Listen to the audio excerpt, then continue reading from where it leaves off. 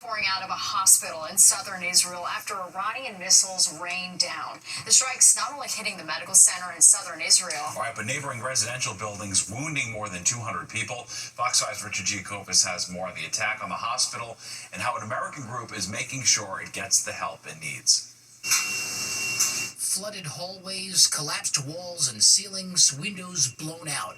This is what's left of one of the largest medical centers in Israel, a hospital on the verge of scientific breakthroughs in medicine. Yes, this morning at around 7, air raid sirens went off. We all went into bomb shelters and heard a tremendous explosion. Within the campus, a bomb shelter shook. Soroka Medical Center, a major hospital complex in the southern Israeli city of Beersheba, has been partially destroyed after an Iranian missile struck the only level 1 trauma center in southern Israel.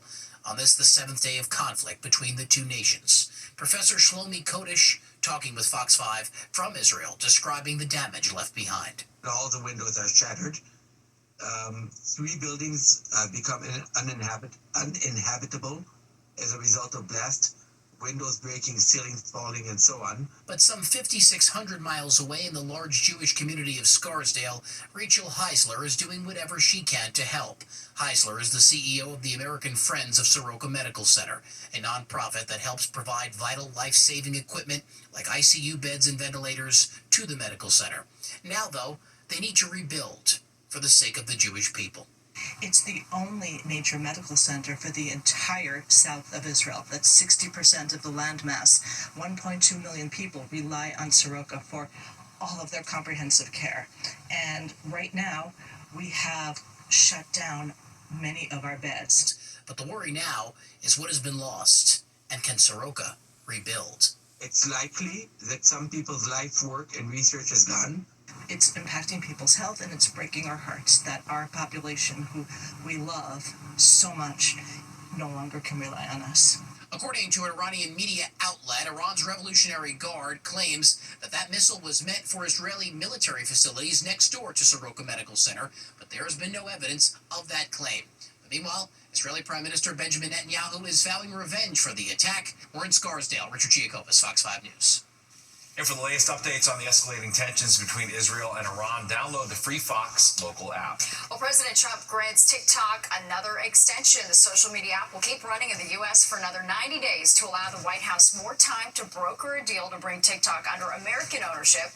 This newly signed executive order is the president's 3rd extension of the deadline. Traffic on the Cross Bronx Expressway at a standstill earlier today after a tractor trailer overturned near exit 2A for Jerome Avenue. It happened just before 4 o'clock this afternoon. Video from Citizen App shows the scene. Police say all northbound lanes and some southbound lanes were blocked while they worked to clear the accident. One person had to be taken to the hospital. And one person is dead after a car crashed into a building in Manhasset, Long Island this morning. Officials responding to the crash around 5:40 a.m. at the Quaker Meeting House on Northern Boulevard. When they got to the scene, they found the car crashed into the foundation of the building and on fire. The person in the car died. The NYPD getting ready to expand its quality of life division to all NYPD precincts starting in July. Now, quality of life teams, or Q teams as they're known, are specially trained officers who respond to both 911 and 311 calls. These type of complaints include double parked cars, loud music, and more serious issues like open air drug use. The expansion continues efforts to strengthen public confidence by addressing New Yorkers' everyday concerns. Follow up, we're going to call these people. Hey, how did we do? Did we resolve your issue? And can we do better? Let's work together to resolve these problems. The pilot program yielded 7,500 quality of life calls, over 6,100 summonses, and more than 350 arrests in just the first 60 days. And Fox 5, of course, is your official broadcast home of the New York Liberty. We saw them take on Phoenix tonight, which happens to be Liberty point guard Natasha Cloud's old team. We're going to catch up with her next. And a New York City icon celebrating a big anniversary. We are grabbing a table under Joe Allen's iconic flop wall next. Nestled in the heart of the theater district, there's a crowd pleaser that's been packing them in for 60 years. And not only is it known for its food, but its deep ties to Broadway, as I found out firsthand.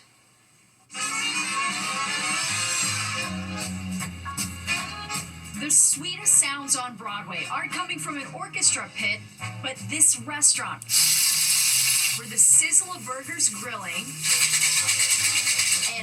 coattails being shaken have been a constant on 46th Street since Joe Allen first opened its doors and reservation book back in May of 1965. 60 years, it's really amazing. Lunch and dinner service choreographed with the precision of a Broadway musical. People are anxious. They got tickets to the show. They've come to New York. They're, everything about it is, stressful. And then they can come here and they know that they're going to get a nice meal and they're going to get the theater on time. I started here as a server in 1998. Mary Hammond should know, handpicked by Joe Allen to carry on the legacy and run his namesake restaurant. The whole experience was really important to him.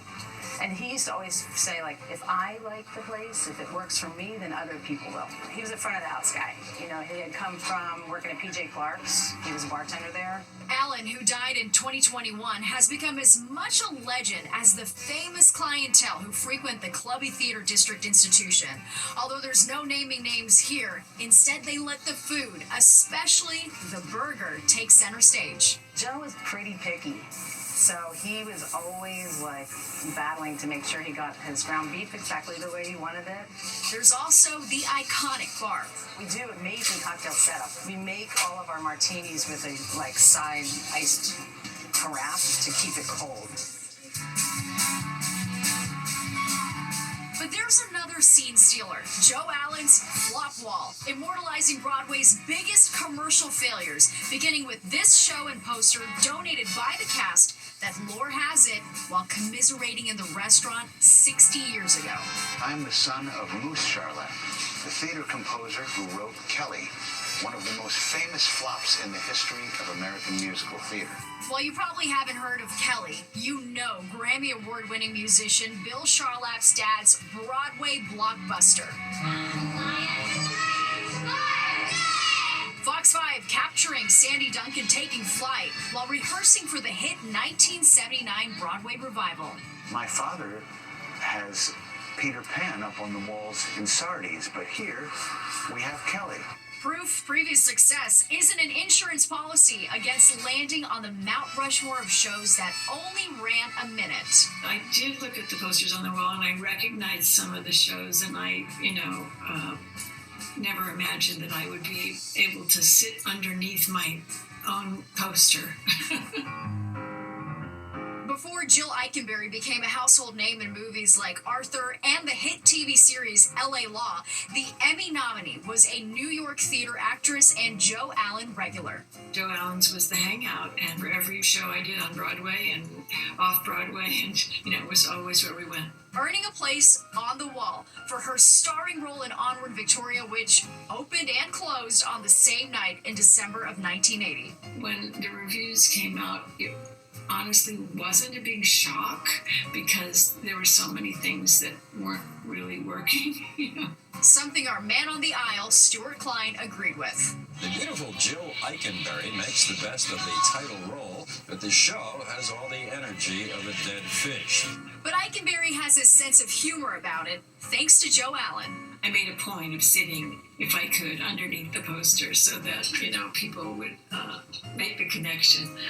And it became a thing. While the posters adorning the walls may represent flops, Joe Allen has proven to be one of the longest running hits on Broadway.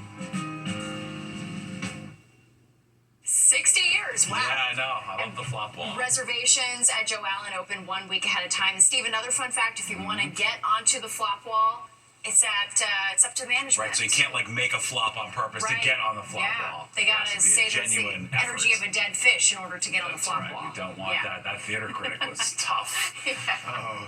And Nick, you remember him, right? Oh, of course, Stuart Klein. We used to have some fun conversations. One of the other movies he hated was, believe it or not, was Sound of Music. Oh, yeah, okay.